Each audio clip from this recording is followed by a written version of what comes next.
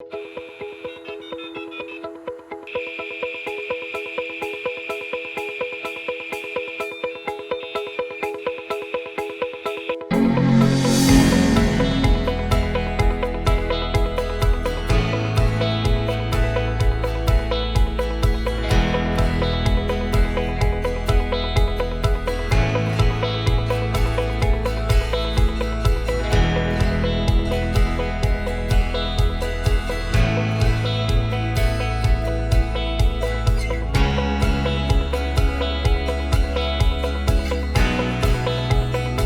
afternoon. I'm Mayor Jim Langfelder of the city of Springfield in Illinois.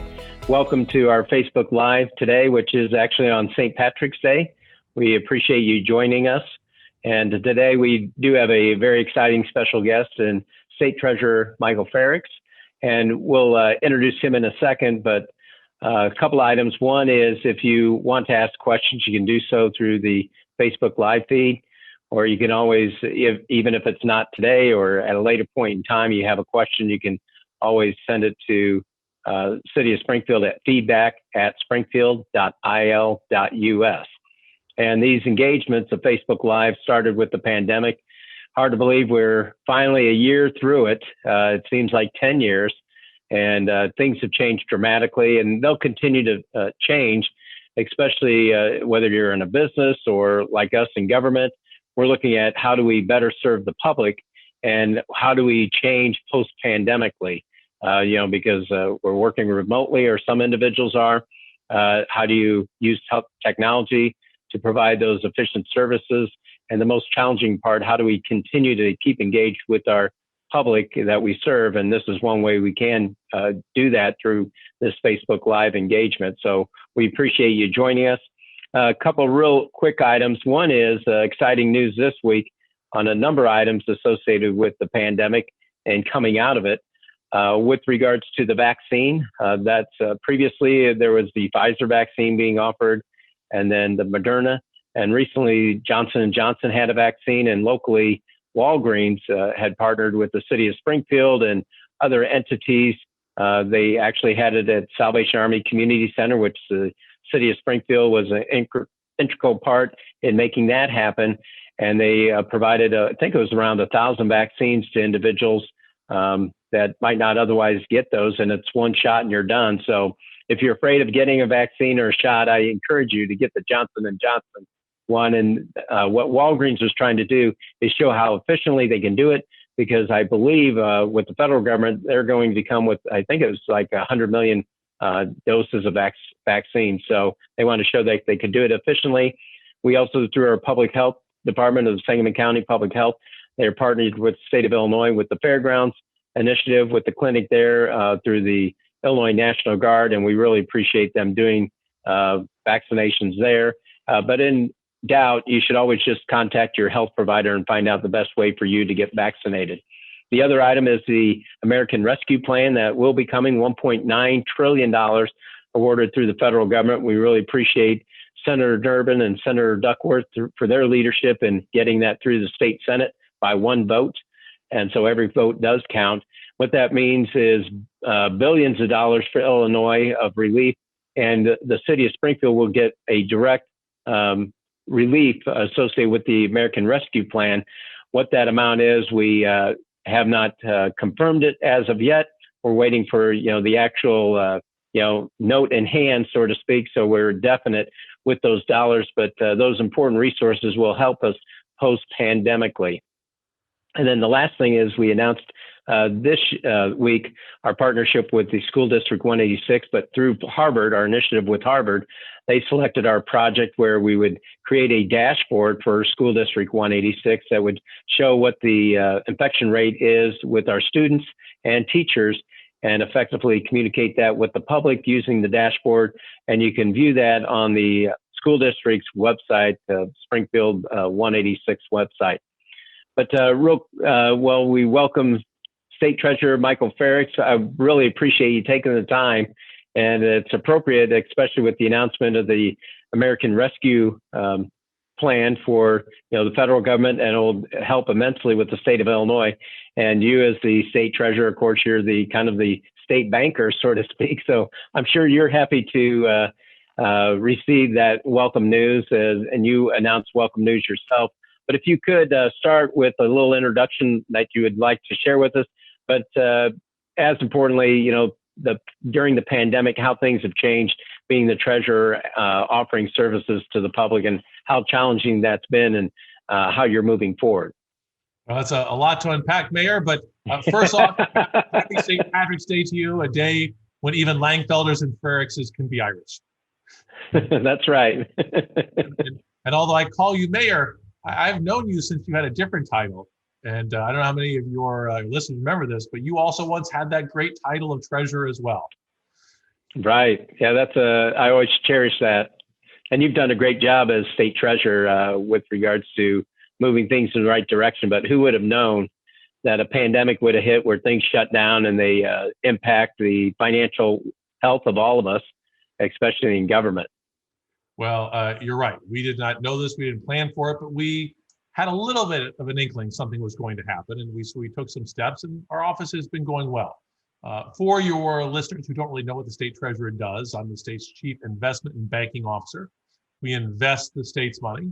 We also help individuals to save for their future. So we help through our college savings programs, our retirement savings program, or a savings program with people with disabilities. I also get to work as a consumer advocate, fighting on their behalf to get money back into their hands that belongs to them. This is our Unclaimed Property Division, or ICAS. We fight with banks, with companies, corporations. They're holding on to money that belongs to Illinois citizens to get it back into their hands. And last summer, we were very happy to announce that since coming into office, we've returned over $1 billion. But this week in our state's capital, I was there for a press conference to talk about another $1 billion milestone we reached. Since coming into office, we have had over $1 billion in investment earnings.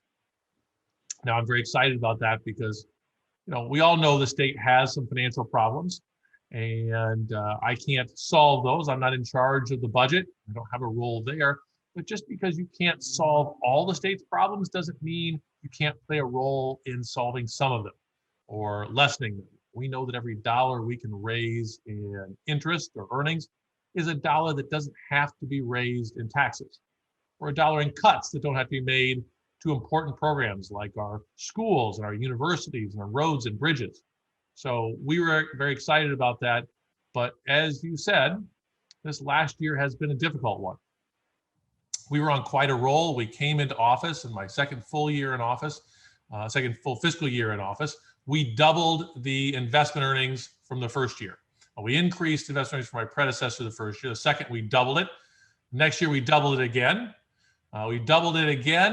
And I just thought this was a great pattern. We want to continue to, but eventually you start getting some really big numbers and they're tough to surpass. And then you hit this pandemic that hurt so many people so badly. People lost their jobs. They had their hours cut back. People got sick and people died. And we tried to see what we could do to help out. And the Federal Reserve did as well. And one of the things they did was to cut interest rates, which was good for businesses who needed access to money. But for those of us who are in charge of investing it, lowering interest rates made our job a little more difficult. So I think it took us just a little bit longer to get to $1 billion than we had hoped. Oh, no doubt about it. I remember when I was treasurer, we had the 2008, economic crash. And so it was a similar situation with earning less interest. But what's important and we utilized the state treasurer's office because it offered a important intangible, and that was security. We understood that it was invested wisely as far as that goes in secured deposits. And that was extremely important because when you're a government, the first thing I was told when I became treasurer, usually people don't know who the treasurer is unless there's a lost investment. And so that holds true today, especially as we move forward in these challenging times. So I really thank you as the state treasurer, having that foresight to, one, is secure, but also improve the investments and help the taxpayers in the process. Well, as you're aware, we don't just invest the state's money. We help a lot of municipalities invest their money as well. through our Illinois Funds program, especially for smaller units of government that may not have their own city treasurer or their own investment staff. Hopefully we can offer security and some higher interest rates, some higher returns than they might be able to get by themselves. And so when we had that $1 billion mark, I said, well, let's look at how much we've earned in our other programs and our other funds. And we've helped municipalities raise nearly $400 million in investment earnings since coming into office. So we know the same thing applies there. The more money that you can get in interest for the city of Springfield, the less you have to raise in property taxes or the fewer cuts you have to make to important city services. Yeah, a couple items that's always important with the cities, but coming out of the pandemic, I know there's a couple areas that people are looking towards. One is education, of course, and then the other one is business. And you do have avenues to provide that support. I know, and used to be when I had my younger ones, I invested in College Illinois. Is a great program that helped plan for that college tuition and move in that direction. And I think you have something similar. If you touch on that, if you would, please. Thank you. We are in charge of college savings. It's something important to me. I was the first generation of my family to go to college, almost unable to go because my parents hadn't saved. So it's important to me. We have more families saving for college, especially when so many young people are graduating with so much student debt. If we can help them graduate with less student debt, that means they'll be in a better position to buy a house, to buy a car, to start a family sooner. And that's great for them, but it's also good for all of us when they're making those major life purchases. So we came in, we made a lot of changes to our Bright Start and Bright Directions programs. We took a program that wasn't very highly regarded, and it is now, according to Morningstar, one of 3 gold-rated programs in the country. So we're in the top 3. We turned things around. We've more than doubled the assets managed in our office, and we also looked there. And since I've been in office, we have helped families earn over $4 billion. Now, they have saved more, but we've helped it grow by $4 billion. We're now at over $15 billion that families have saved to put their kids in university, college, community college, a vocational program, or a trade school, because we know that an education post-high school is just increasingly more and more important today. Yeah, is that geared just towards state universities, or is that throughout the country, or do you get your university of choice under that program? Yeah, so this program, it's a little different than College Illinois. College Illinois, you had to go to Illinois State School. You can use this money at any accredited institution of higher education, a university, college, community college. You can also use it at a vocational school. You can use it for apprentice fees. It's very flexible. Not college isn't for everyone, but I think everyone is needing some sort of post-secondary education, some sort of skill training in order to get a decent job. And we want to make sure that parents are preparing for that so their kids graduate with less debt. And the other great thing, Mayor, is when you tell a young person, I set up a college savings account for you, what you're doing is you're sending a positive message to them. You're saying, you're smart, you are college material, I believe in you, and I'm invested in you. And when kids hear things like that, they work harder in school. Too often kids hear the opposite. They hear, get those ideas out of your head. We can't afford that. We're not college people. And if you can't see yourself going somewhere afterwards, kids just don't work as hard in high school. So we think it's very important for development of our workforce and to minimize debt of our citizens that we help parents plan in advance. Yeah, that's great with that flexibility. Even if you might change your mind or you don't know where life takes you, it does create that avenue of saving up for the unknown. So we really appreciate you sharing that with us. The other one is, I know during the pandemic, you created a link deposit program, helping businesses, things of that nature. If you could cover that, and also if that will continue, after the pandemic or as we move into a new direction or new era. Yeah, it still continues. So when this pandemic hit, we all saw local businesses, restaurants shut their doors. We know small business owners, we knew they were hurting. And we know how important it is to keep them in business. Even if you have to close your doors for a little while, it's easier to restart a business than it is to start from scratch or one that's been shut down. So we extended a lifeline. We used our link deposit program, offered up to $250 million to banks to help with COVID-19 small business loans. It was so popular right out of the gate, we increased that number to 500 million. And the program is still in place. If there's someone out there who needs access to a low interest loan, the State Treasurer's Office can help through our local banks. It's not as generous as PPP, where a lot of those loans can be forgiven, but different people have different needs, and we never offered this to be in competition with the federal government. We offered it to complement what other units of government were doing. We knew the federal government was going to do something, but we didn't know how quickly, we didn't know how fast we roll out or how big it would be. We knew the state wanted to do something, but since I didn't need approval from the General Assembly, we already have link deposit programs. We can move a little more quickly than some others. Yeah, and as we move forward, like I mentioned at the top of the Facebook Live is the 1.9 trillion that the American Rescue Plan, and I think Illinois, state of Illinois, of course, will get billions of dollars associated with that. It'll be under your oversight as far as saving it, not necessarily the expenditure side of things. That's up to the legislature and so forth.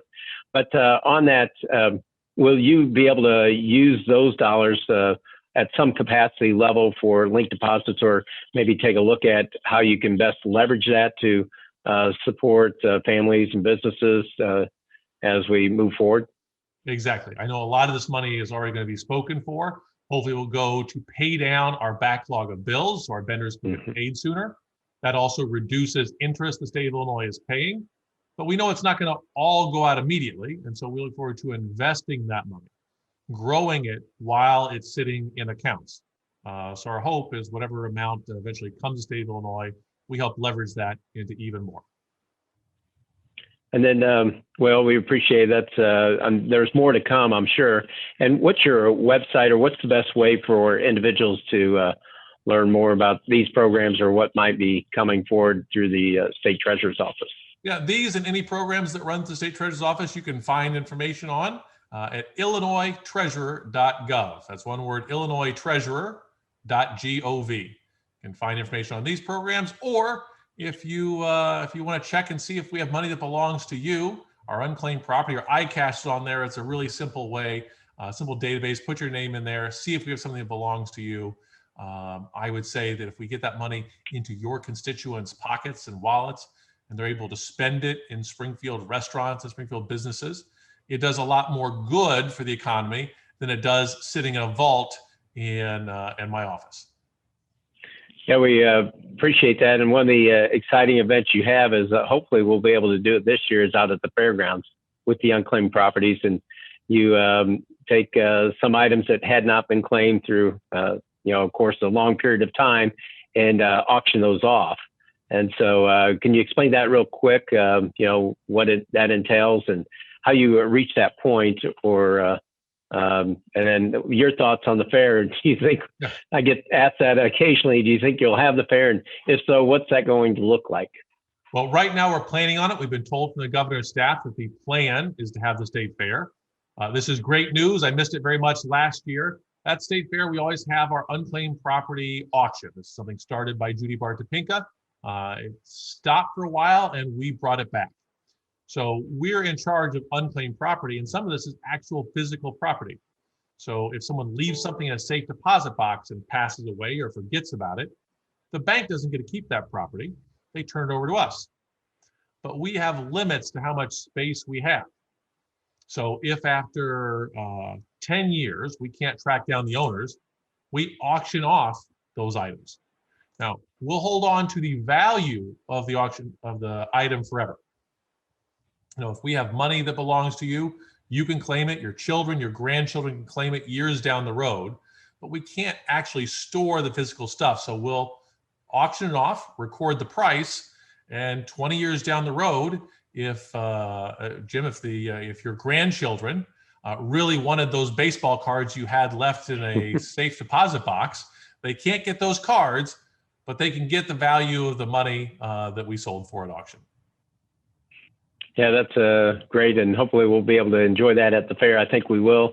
I know the governor this week is looking at the metrics and moving in the right direction. I believe he's going to find some point between phase 4 and phase 5 to open up outdoor events.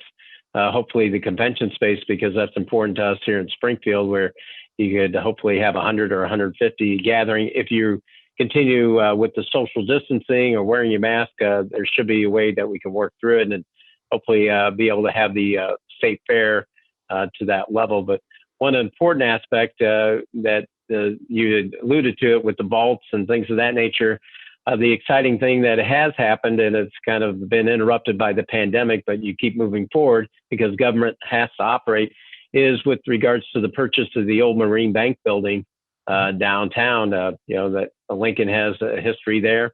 I think you might have one of the check writing stands that might have been around during his day.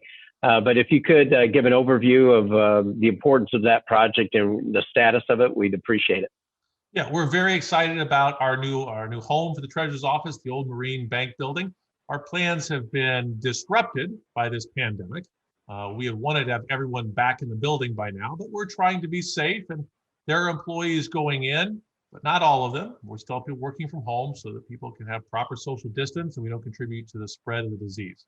But very excited to move into this building. It is a beautiful building.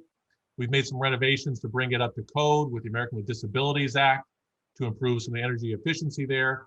But more importantly, when we're able to go back in, we're going to have nearly 130 bodies working in downtown Springfield that weren't previously. When Chase bought that bank, they only really used it as a bank branch and had maybe 13 employees working there. Those employees now will be working across the corner at a Chase branch. But we'll have some bodies there that will come down, hopefully stay downtown and do some shopping, eat some lunch there. So we're just excited to have a beautiful building and to be part of the downtown Springfield community. Yeah, I used to be in the bank around the corner. It's now PNC. It used to be the old IMB, and you had the big three at one time: the Illinois National Bank, Marine Bank, and First National Bank. But what people, you're really a visionary at those sorts, because when you first bought it, you probably thought, wow, what are we going to do with all this space? Well, coming out of the pandemic, we found out space is essential, where people could spread out, and we just didn't know where it would take us. But I think that will lend itself well because it's pretty wide open space in the building itself.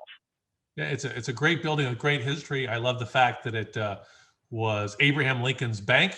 You can still go down and see the foundation of the original building that Abraham Lincoln banked at. And where my office will be in the expansion was the site of the old Sangamon County Courthouse where Abraham Lincoln practiced law. So lots of Lincoln ties. For a tall and lanky politician, bearded politician from Central Illinois, I'd say I have quite the affinity for the man who lent his name to the land of Lincoln. Yeah, what a transition, from that tall and lanky person to the treasurer that ended up buying it. And I always looked up to you from that direction for sure. And we really appreciate you taking time and really that commitment for downtown. I can't say it enough. A lot of times we hear, the state's doing this, like when the EPA, part of the EPA went out to the mall. The value of doing that, if you can't have them downtown, the value of having 200 employees at the mall is essential. And you hit the nail on the head with regards to a significant number of employees to help the retail, because retail's, our bread and butter through sales tax revenue. But out at the mall with the 200 some employees with the EPA, that will help the retailers out there. Otherwise, malls, what do you do with them? Other communities are trying to figure it out, and the state actually helped answer part of that, with regards to readapting some space out there to help the longevity of the retail space. But for you to make the commitment for downtown, it says a lot, and we really appreciate you understanding the importance of that, retaining our history, but also helping with our economy downtown. Well, we love the location, we love the bank, we love our neighbors, and Downtown Springfield Inc. has been just great in helping us with all of our questions and navigating this move. And as soon as it is safe, as soon as we get enough vaccination, our numbers down low enough, we look forward to having an open house and be happy to invite you there. That'll be great. Well, I appreciate you joining us, Treasurer Frerichs. Would you like to have any closing remarks? No, I just want to say it was a pleasure talking to you. If you continue to do these, be happy to come back and have some updates, and maybe we'll even figure out the technology that we can do a Facebook Live and show off the new building, some of the changes we've made for those who can't get in for an open house. That'd be good. Maybe we'll put a GoPro. That's about as good as I get. But no, we would definitely want to do that. We do have our own cable access channel, and it's important to educate the public on how we're serving the public and trying to engage them as much as possible. So we appreciate you joining us. And then once again, if you weren't able to send in a question, you can do so at feedback@springfield.il.us. Again, to learn more about the State Treasurer's Office, you can go to Illinois Treasurer, and that's singular, right? Illinois Treasurer. Yep. .gov, and take a look at the programs they have to offer, especially once we receive the American Rescue Plan dollars. I think there will be a lot of exciting things happening to move us into the next level post-pandemic and the economic recovery. And Treasurer Frerichs, your leadership is helping Springfield with the downtown location, which we truly appreciate. So thank you for joining us. Mayor, thanks for having me. Thanks for your partnership. Yep. And next week we will have Facebook Live. It'll probably be at noon next Wednesday, and we'll have Illinois Municipal League Executive Director Brad Cole on the program to talk about the American Rescue Plan and just what's happening in the state of Illinois from a municipality standpoint, and provide additional information. Congratulations to now State Senator Doris Turner. She used to be our Alderwoman of Ward 3. We look forward to working with her throughout the state, as well as congratulations to Alderman Roy Williams Jr. that takes her place and will do a great job representing Ward 3 and working with us with the city issues that we face and moving our community forward together. So thank you, all of you, for participating in today's Facebook Live. And as we move forward with the pandemic, remember, we still do have the mask ordinance in place, so you have to wear it properly when you're out and about, keeping everybody safe, whether you have the vaccine or not. But be sure to get the vaccine. If you're, like I said, if you're afraid of shots, do the Johnson & Johnson. But it's essential that you do that. And when you're in the accompaniment of others, we continue to wear the mask to keep the infection rate down, hospitalizations down, so we can open up and hopefully enjoy each other's companies at events or conventions or out shopping or eating in our favorite places. But until then, let's make today better than yesterday and tomorrow better than today. So thank you very much. Have a happy St. Patrick's Day.